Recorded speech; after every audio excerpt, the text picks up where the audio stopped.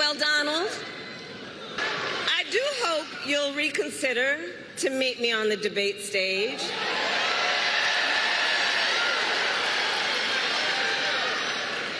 Because as the saying goes, if you've got something to say,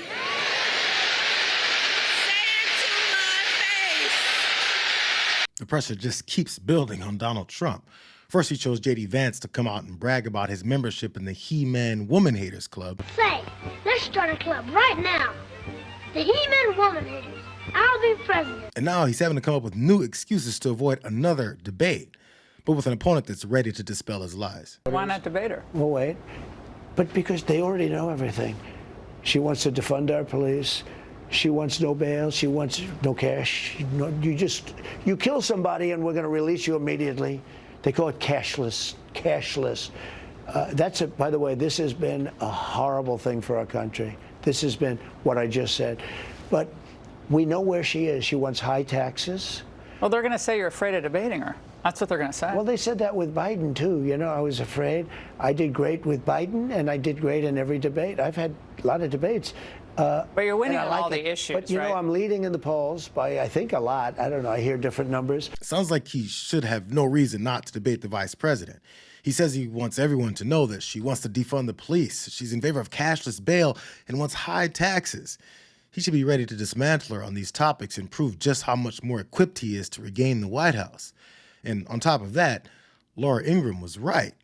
If he doesn't debate, he'll be seen as afraid. Senator Warnock and I were talking about this. Don't know if y'all heard about it,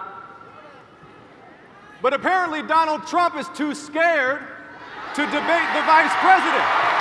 Too scared.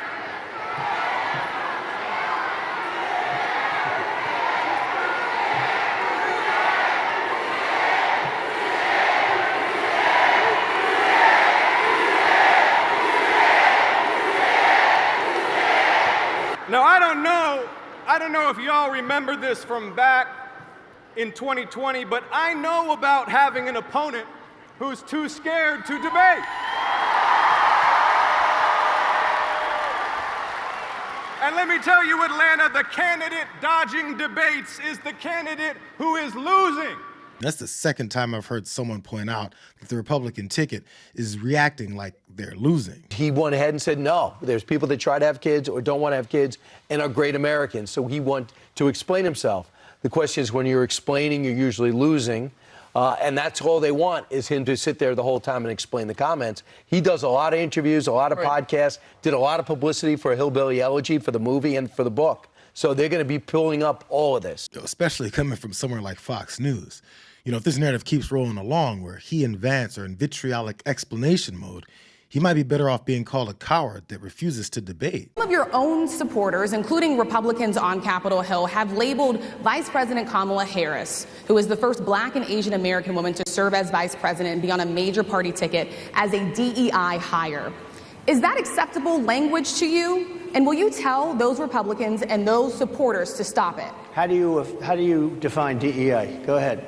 How do you define diversity, equity, inclusion? Okay, yeah, go ahead. Is that what your definition? That is give me a definition then. Would you give me a definition DEI. of that?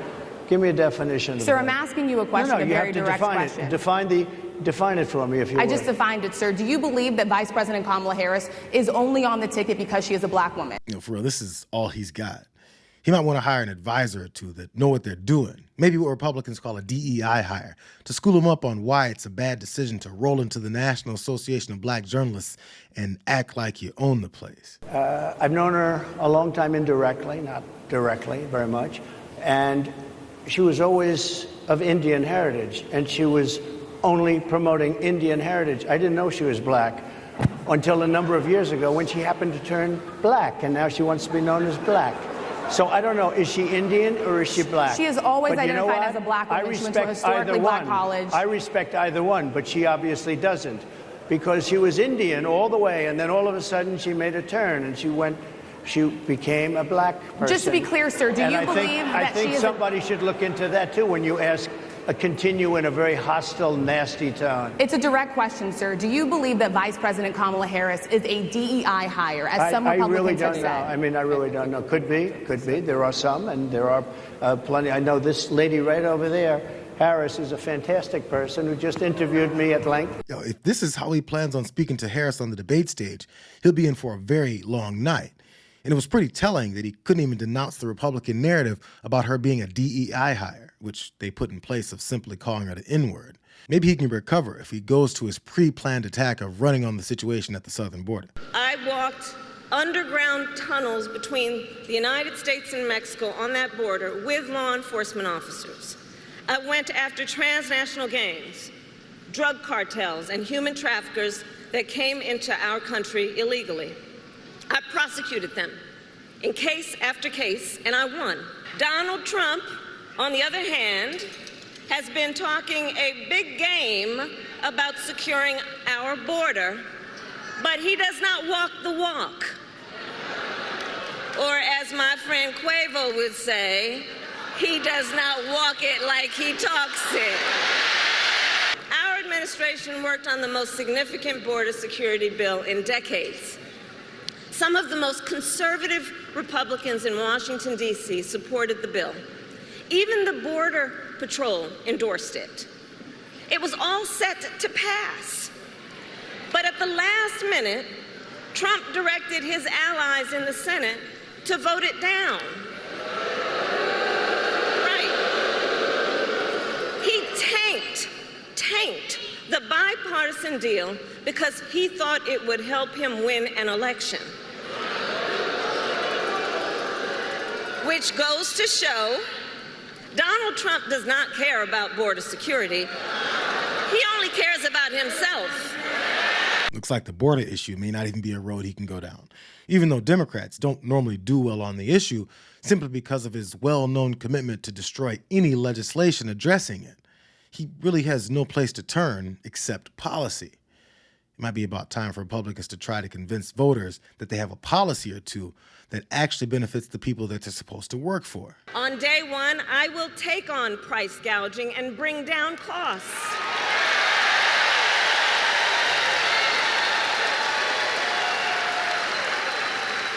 We will ban more of those hidden fees and surprise late charges that banks and other companies use to pad their profits. We will take on corporate landlords and cap unfair rent increases.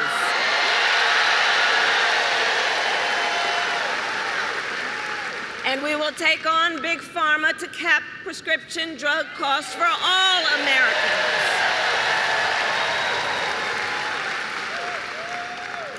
Our plan will lower costs and save many middle-class families thousands of dollars a year. So let's take those lofty promises and compare them to Donald Trump's day one promises. They want to call you a dictator.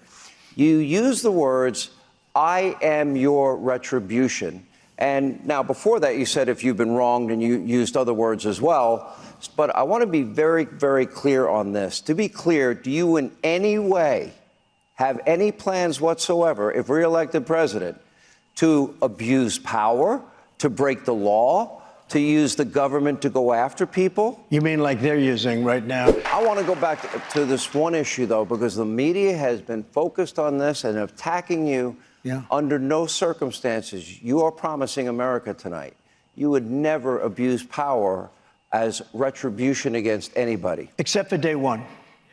Except Look, for? he's going crazy. Except for day one. Meaning? I want to close the border, and I want to drill. That's drill, not. That's drill. That's not. No, no. That's not retribution. I got. I'm going to be. You know, he keeps. We love this guy. He says, "You're not going to be a dictator, are you?" I said, "No. Other than day one." Christians, get out and vote. Just this time. You won't have to do it anymore. 4 more years. You know what? It'll be fixed. It'll be fine. You won't have to vote anymore, my beautiful Christians. I love you, Christians. I'm a Christian. I love you. Get out. You got to get out and vote. In 4 years, you don't have to vote again. We'll have it fixed so good you're not going to have to vote.